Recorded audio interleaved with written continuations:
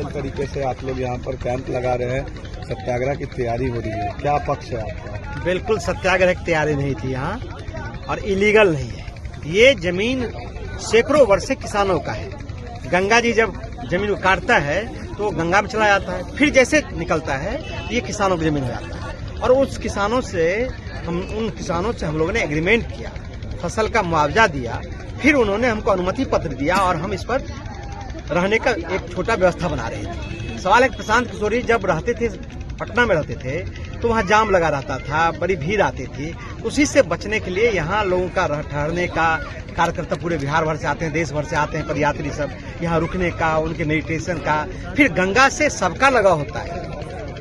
नरेंद्र मोदी जी भी आप देखेंगे बनारस से शुरू किए, तो प्रशांत जी गांधी मैदान से शुरू किए, फिर गंगा के पास से, गंगा से पूरे हर व्यक्ति का लगाव है। तो इस किनारे यहाँ बैठ के लोगों से बातचीत करें, लोगों का योजना बने, बिहार को कैसे सुधारा जाए, इसके लिए यहाँ हो रहा था। यहाँ तो कोई अनशन और सत्याग्रह का बात नहीं है। इसके लिए प्रशासन से कोई ली गई थी सूचना? भाई जब हम घर बनाते, मतलब जब हम रहने का व्यवस्था कर लेते, प्रशांत जी यहाँ आते, तब एक सूचना हम सिर्फ देते।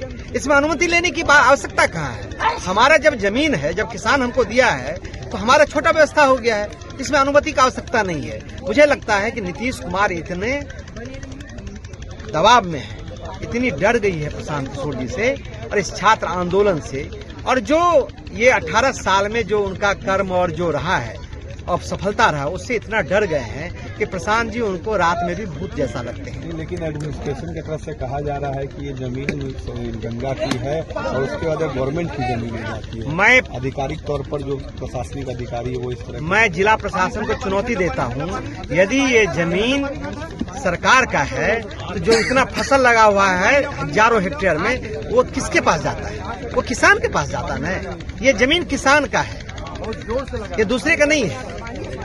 और ये विशुद्ध रूप से जो सरकार बोल रही है, गलत बयानी कर रही है। मुझे लगता है कि प्रशांत जी से बहुत सरकार डरी है। आगे क्या करेंगे आप लोग? अभी तो रोक लगा दिया गया है। नहीं, अभी हमने एक एसडीएम ने कहा है कि भाई आप परमिशन ले लीजिए, एक पत्र हम लोग भेज रहे हैं, और अनुमति जब नहीं मिलेगा तब उसके बाद आगे का कार्रवाई करें। लगता है प्रशांत किशोर जी को नजरबंद सरकार कर देगी, जो कार्रवाई कर रही है लगता है नजरबंद कर देगी। लेकिन आप तय मानिए कि जितना नजरबंद किया जाएगा, जितना उनको दबाया जाएगा, उतना ही बिहार के लोग उनसे जुड़ते जाएंगे और इस व्यवस्था को लोग इस व्यवस्था से तंग आकर लोग कुछ अलग सोचेंगे।